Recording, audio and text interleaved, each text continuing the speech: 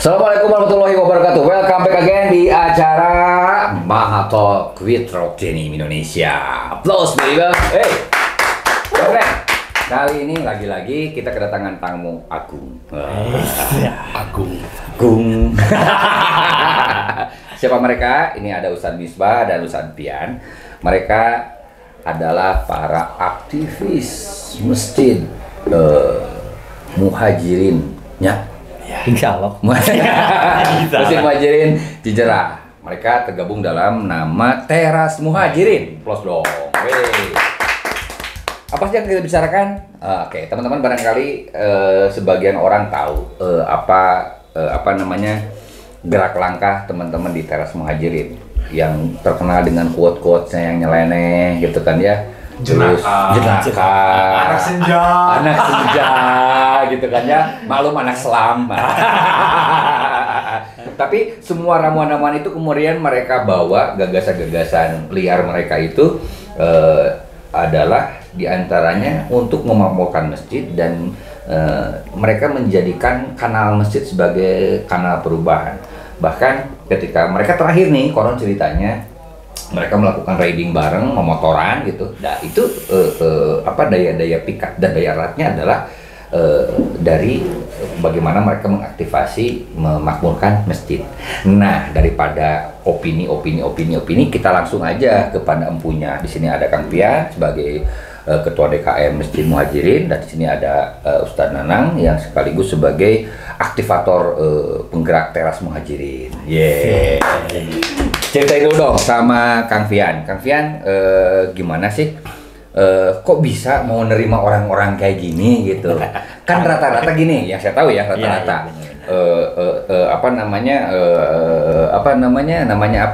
Biasanya antara DKM dengan orang-orang yang punya gagasan untuk pergerakan masjid kadang-kadang sering banyak clash-nya ketimbang combine sinerginya.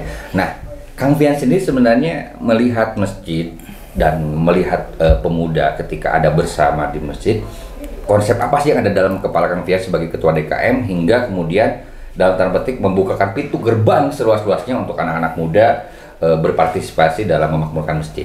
Ya.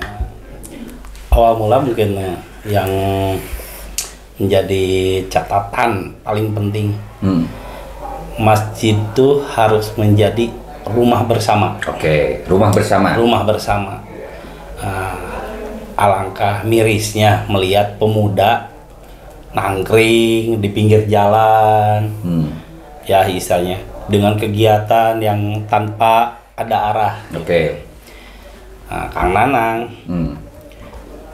dengan keinginan, dengan tekad yang notabene awal mula tanpa konsep. Oke. Hayu ngariung. Oke. Tapi ngariungnya di masjid. Oke. Nah disitulah mulai ada ketertarikan kenapa ini tidak dikonsep, tidak dikemas sedemikian rupa gitu. Okay. Awal mulanya kita ya menjadikan masjid itu sebagai base camp untuk kita, tempat tongkrongan kita. Nah dari situ berkembang, si A membawa ide, si B membawa ide, alhasil ya sampai saat ini alhamdulillah gitu ya banyak kegiatan-kegiatan yang justru dari ide-ide nyeleneh gitu. Kenapa nggak bikin ini ya? Kenapa nggak mengadakan aktivitas ini ya? Dari awal ide itu gitu. Ya saya sebagai Ketua DKM yang notabene masih muda, kenapa tidak membuka peluang ini? Gitu. Itu yang harus jadi jangan sampai masjid itu hanya sarana prasarana tempat sholat saja. Catatan hanya sholat gitu ya. Padahal banyak ibadah yang lain. Kita bisa ibadah-ibadah tentang hablum minnas yang lain-lainnya bisa dipraktekkan di masjid. Dan masjid pun ada keinginan kita tuh jadi sandaran umat gitu. Jangan sampai masjid tuh masjid sama aja masjid ini dengan masjid yang lain gitu. Kita ingin ada pembeda dan mudah-mudahan pembeda ini masjid-masjid lain bisa mengikuti juga. Ada patokan kita juga masjid yang sudah menjalankan visi misi yang lebih baik gitu. Kita menjadi target itu pun gitu ya. Meskipun kita belum maksimal, masih hanya sebatas ruang lingkup daerah kita gitu, belum bisa luas gitu. Nah, yang dibayangkan oleh Kang Pian sendiri sebagai ketua DKM punya gagasan dan konsep apa sih sebenarnya tentang Masjid Muhajirin itu? Saya punya konsepnya hirup mah ngarenghap, Kang. Oke. Nah, hirup ngarenghap kan teu diatur. Oke. Saguluyurna. Oke. Geluyurkeun jangan jadi beban. Oke. Memakmurkan masjid itu, tapi hirup udara sebaik mungkin, jalani sebaik itu mungkin. membuat kita bergerak. Ya, itu. Jadi tanpa beban. Seperti itu. Itu yang dijalankan kami di Pemuda Al-Muhajirin seperti itu. Secara program, secara normatif yang sudah ada, yang sedang berjalan, apa saja yang ada di kegiatan di Masjid Muhajirin? Ada kajian teras Muhajirin untuk pemuda-pemudanya. Terus ada kajian ibu-ibunya, terus ada kajian tahsin, ada kajian ahad gitu ya. Untuk kajian di luar yang rutinitas mungkin ya, termasuk kurban kita kelola gitu ya, dekat-dekat nih ya. Kita udah punya konsep, kita sudah berjalan gitu. Tebar sembako kita. Tebar sembako berapa lama sekali? Nah, untuk saat ini minimal setahun sekali kita. Untuk saat ini kita belum dikarenakan sikon juga ya, mungkin ya, kita belum bisa menggapai itu. Biasanya di Ramadan gitu. Kalau untuk Jumat Berkah, alhamdulillah kita ada dari warga sudah mulai menggeliat. Warga sendiri sudah mulai tertarik, saya ingin Jumat Berkah. Padahal bukan gagasan dari masjid, tapi masjid tuh memfasilitasi. Alhamdulillah dari ibu-ibu rutin sampai saat ini masih berjalan Jumat Berkah. Sampai berapa porsi itu rata-rata di Jumat Berkah? Kurang lebih bisa antara 200 sampai 250 porsi. Wow, keren. Ranah apa lagi yang dibangun selain urusan kajian, kemudian aspek tadi sosial dengan Jumat Berkahnya, apalagi yang dikelola sama DKM Masjid? Untuk saat ini kita ada program yaitu madrasah. Madrasah, cuman ya mungkin masih proses. Masih diproses karena kita ingin membentengi utamanya akhlak dan akidah di daerah kita, memunculkan yang misalnya notabene ada pendidikan yang sesuai Quran dan hadis. Termasuk kalau nggak salah ini ya, sudah ada pelayanan ambulan gratis udah berjalan, alhamdulillah. Ambulan gratis kita sudah hadir, baru 1 unit, mudah-mudahan mah 5 bertambah. Ya banyak-banyak tinggal orang ketemu rumah sakit. Kayak bisa nyaingan rumah sakit mana. Tapi yang penting manfaat. Ya, ini yang keren bahwa betul tadi seperti yang disampaikan bahwa karena pemahaman tentang masjid itu tidak hanya berhenti di ranah ibadah mahdoh saja, sekedar sholat, bahwa masjid adalah ruang terbuka. Artinya ini bisa dilihat bahwa di sana ada ruang pembelajaran, di sana ada ruang sosial di mana kita care kepada mereka yang mungkin setiap hari Jumat belum tentu juga bisa makan mereka. Dan kita ada Jumat Berkah, kemudian ada pembagian sembako, pembagian daging pada momen Idul Kurban, termasuk adalah ambulan gratis dan seterusnya.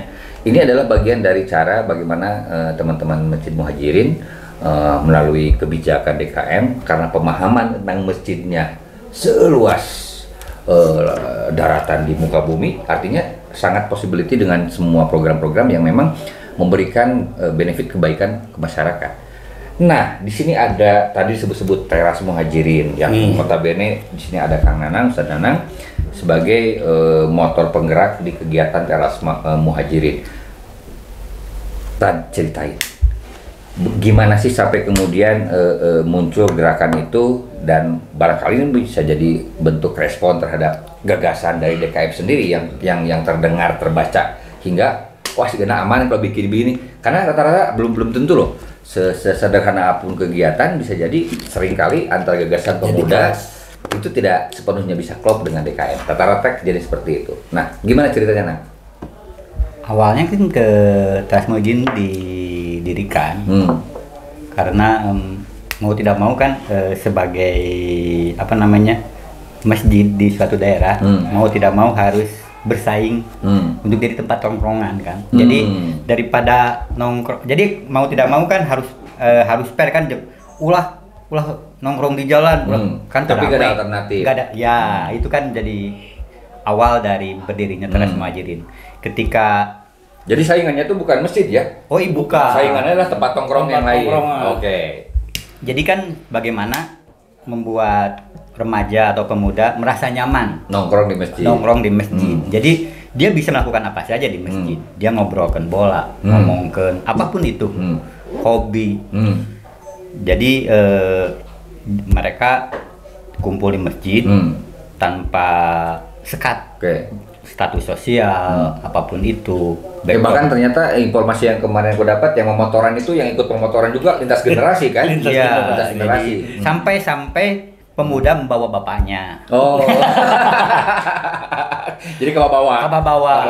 Oke. Karena yang disebat pemuda. Asik, keren. Oke. Ya berangkat dari sana, kami mencoba mengumpulkan pemuda dengan tentu ketika awal-awal kan pemudanya campur. Dari segala latar belakang, masalah keagamaan, maksud dalam artian pemahaman agama yang berbeda-beda. Makanya bisa dikatakan Teras Muhajirin selain tempat tongkongan adalah tempat penggodogan cangkah di cadau di muka buat yang jadinya nanti jadi motor masjid. Makanya ketika Teras Muhajirin kita disesuaikan apa sih kebutuhannya. Makanya ketika pemuda butuh mentalitas maka dipanggil Ustadz Fahmi. Ketika dia kebutuhannya ilmu pikirnya kurang, panggil Ustadz Aidi. Sesuai dengan bidang masing-masing untuk menjadikan pondasi. Ya gitu. Jadi apa lagi ya? Ya intinya mah Teras ini tuh terbentuk tuh karena kebutuhan, Stan. Kebutuhan kita merasa kita tuh menggerakkan, tapi kalau tidak didasarkan dengan ilmu bahaya. Karena ini konsepnya masjid gitu ya. Beda dengan kita riding nongkrong biasa gitu, salah sedikit ya orang bisa woles gitu ya, santai-santai aja. Tapi kalau masjid itu kan bahaya juga gitu kalau kita nggak berdasarkan ilmu. Makanya masuklah asatid yang misalnya memberikan ilmu untuk kita agar menjadi pondasi gitu, untuk kita nggak akan istilahnya keluar dari jalur gitu. Jadi apa-apa yang kita gerakan tuh sudah sesuai belum ini? Nah seperti itu mungkin. Terus program-program apa yang sudah dilakukan dan yang akan dilakukan sama teman-teman Teras Muhajirin ini? Jadi bisa dikatakan hampir semua sudah ya. Sombong. Kita tuh harus lagi yang didahulukan. Pemuda Muhajirin harus congkak. Ya, congkak sebagai bentuk motivasi. Jadi kan masjid harus jadi solusi bagi lingkungan. Maka ketika kita bergerak, kita melihat kebutuhan dari masyarakat itu apa. Ketika kita kebutuhan kita kan selamanya mungkin dakwah wae na mimbar. Oke lah kita coba dakwah sosial dengan teras sembako, terus ambulan gratis, vaksin kita adain gitu. Yang belum mungkin ya kayak hitanan mungkin karena keterbatasan juga dan belajar dari keterbatasan kita, karena kan tidak semuanya ahli di atas mimbar. Makanya potensinya digerakkan kepada kebanyakan dakwah sosial. Jadi biar ada juga sih yang bisa di mimbar tapi kebanyakan tidak bisa. Jadi tim yang militan di Teras Muhajirin itu berapa orang yang selalu moving? 10 mungkin ya. 10 orang, 15 orang. Yang selalu bergerak gitu. Sesuai dengan Soekarno. 10. Bisa 10. Tahu gak mentesieun di telepon ke pamajikan. Angkat galon. Itulah kelemahannya. Ari. Nah, sebenarnya apa yang menjadi insight selain urusan kebutuhan berdasarkan hasil baca terhadap kebutuhan masyarakat, sehingga oh ternyata kita butuh program A, program B, program C. Nah, pertanyaannya adalah bagaimana membangun komunikasi ini, membangun komunikasi antara sebutlah pemuda sang motor penggerak dengan DKM yang saya pikir ragam di organisasi DKM itu, ada kalangan tuanya, ada kalangan mudanya, pasti mix seperti itu. Nah, yang sering saya dapatkan nih rata-rata ada sering terjadi miskomunikasi. Nah, bagaimana teman-teman Teras Muhajirin dan Ketua DKM ketika menyikapi ketika ada komunikasi, sebutlah gagasan dari pemuda pengennya begini, oh ternyata ditangkap oleh orang tua seperti ini misalkan, padahal maksudnya udah baik gitu kan. Nah itu gimana? Kan ini bisa jadi insight buat teman-teman yang lain bahwa oh ya bisa jadi kata kuncinya bukan urusan masalah gagasan baik atau buruk, tapi sering kali gagal di urusan komunikasi. Gimana? Alhamdulillah ini menjadi wadah Teras itu. Di Teras tersebut terus kita punya base camp, kantornya, kantor lah, bisa dibilang kantor, bisa dibilang perpustakaan gitu, base camp kita, yang notabene pasti selalu ada orang-orang di sana ketika berkeluh kesah tentang A, tentang B, tentang apa, baik dari segi misalnya keilmuan agama atau yang lainnya, itu menjadi wadah. Yang menjadi catatan paling terpenting itu ketika di kajian kita tuh selalu tidak merasa puas dalam satu materi. Di luar materi pasti kita bertanya tentang hal-hal yang lain karena kita membawa masalah masing-masing. Di situ kita curahkan dari A sampai Z-nya. Dari situ kita mulai paham, kita mulai memahami satu sama lain. Oh, karakter si A seperti ini, karakter si B seperti ini. Ya awal mulanya karena kita intent. Itu yang kita jadi patokan tuh, kalau misal komunikasi intent mungkin nggak akan ada gitunya miskomunikasi karena tujuannya bisa baik gitu. Nggak mungkin kan orang yang ingin memakmurkan masjid tapi niatnya nggak baik gitu. Makanya mungkin ke awal-awal berdirinya diikat secara emosional di Teras Muhajirin itu.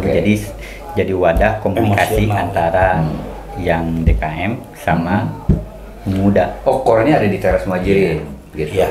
Jadi bisa jadi semacam bridging dalam membangun komunikasi dengan lintas generasi itu. Nah, bahkan yang saya tahu dengar-dengar katanya nggak sedikit jamaah yang datang ke sana itu numpang wifi. Iya. Nah itu gimana? Karena gini, karena ada beberapa juga masjid yang misalkan, wah ngapain harus pasang wifi terus gratis, sholat gitu. Nah gimana teman-teman menyikapi itu semua? Malahan itu menjadi satu bisa daya tarik dapat dikatakan karena amun di imam mah wifi nongkrong di itu mah wifi misalkan amun di masjid we lumayan asik hiji kepadang gitu. Ai ku adan beuteuk kadenge. Ku adan mah lewat tapi kan tuh ini gratis wifi-na rame. Jadi salah dan alhamdulillah kalau siang tuh kita selalu menemukan yang si mas-mas Gojek ini, mas-mas Grab ini ikut ngecas. Kadang-kadang ya kalau kita lagi ada gitunya kita sediain air minum apa segala macam itu ini gitu. Bahkan untuk di Ramadan sendiri gitu kita takjil itu memang prioritas untuk mereka gitu. Yang makanan yang bukan bisa dimakan di situ saja, tapi untuk bisa dibawa oleh mereka. Bahkan misalnya kita kedapatan kemarin sampai ada ibu-ibu yang dia rutin gitu ngambil gitu.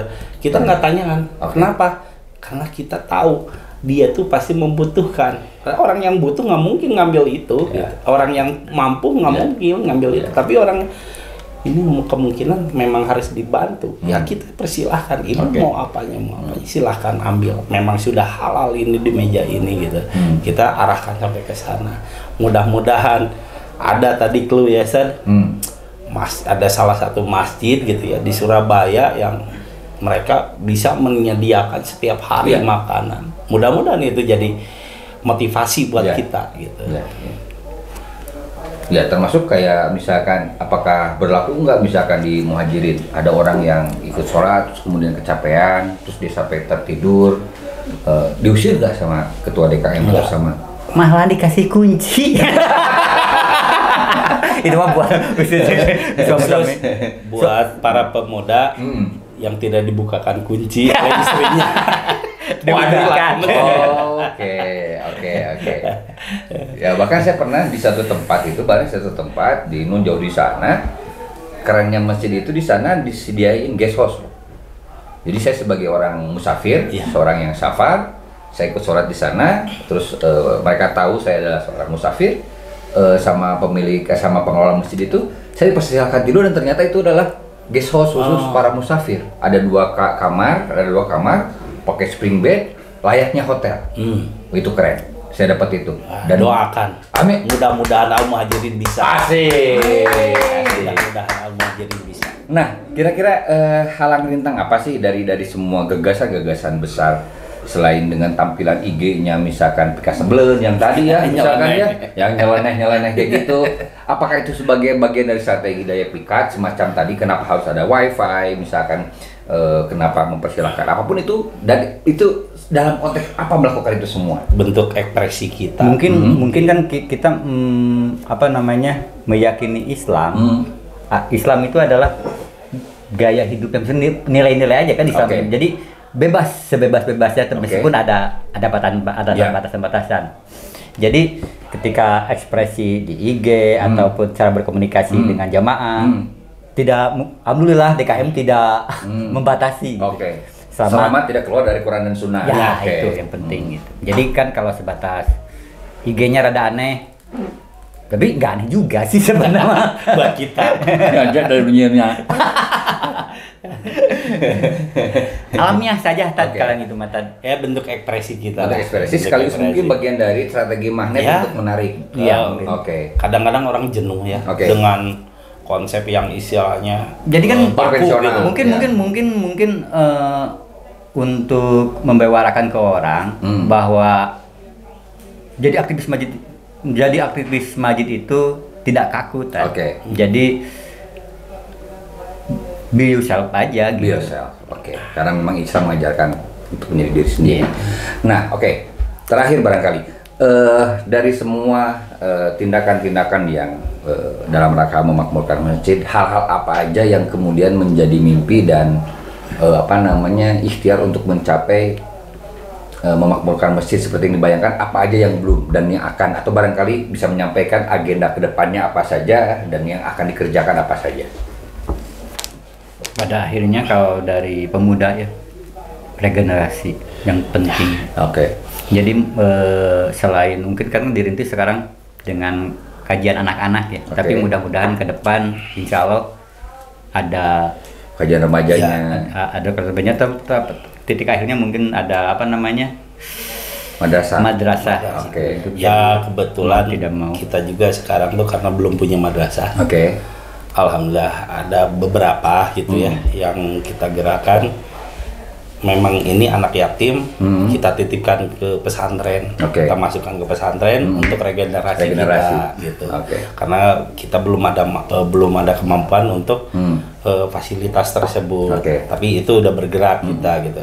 Kita udah sadari gitu ya, nggak selamanya kita mudanya, meskipun namanya pemuda. Karena ada pemuda tapi ketinggalan sedih gitu.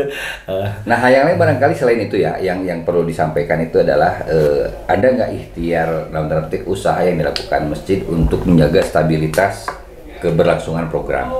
Apakah hanya mengandalkan kas dari kenceleng masjid atau ada ikhtiar yang lain yang dilakukan dari DKM masjid? Kalau dari DKM sendiri ya untuk si kenceleng masjid itu berjalan. Terus kebetulan kita punya basement.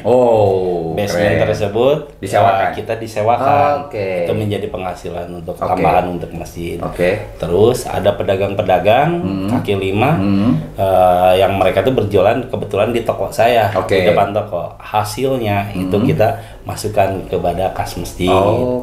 Itu selebihnya untuk pergerakan pemuda. Ini ajaibnya pemuda, hebatnya pemuda. Terkadang mereka tuh tidak ingin mengganggu dari uang kas itu. Mereka bergerak sendiri, gitunya, mengadakan kegiatan. Tidak mau mengganggu atau tidak bisa berkomunikasi dengan DKM. DKM tuh sering menawarkan. Bilih aya sok asatidna nu mana? Priori sabaraha gitu. harga diri tuh. Sebagai pemuda harga diri. Gampang. Urusan gampang itu. Pemuda selalu menjawab itu. Salut saya sama pemuda itu pergerakannya. Oke, barangkali ada pesan yang mau disampaikan kepada para takmir masjid seluruh dunia dan akhirat. Kira-kira apa yang mau disampaikan dalam ikhtiar memakmurkan masjid? Jadikanlah masjid tempat paling ternyaman untuk di muka bumi ini. Wow, keren. Dari teras muhajirin, barangkali yang mau disampaikan. Jadikan masjid solusi. Apapun itu datang ke masjid. Oke, Daiba, itu dia sedikit cerca harapan bagaimana kemudian ketika anak muda hadir dengan sejumlah gagasannya, yang penting tidak pernah mau keluar dari rute Quran dan Sunnah. Ini harus kita aktivasi, ini harus terus mulai membangun kolaborasi, sinergi dengan semua lini, karena lagi-lagi masjid bukan hanya sekedar urusan ibadah mahdoh, sekedar untuk sholat, tetapi ibadah memakmurkan masjid menjadi bagian dari solusi. Hadirnya masjid sebagai solusi bagi negeri.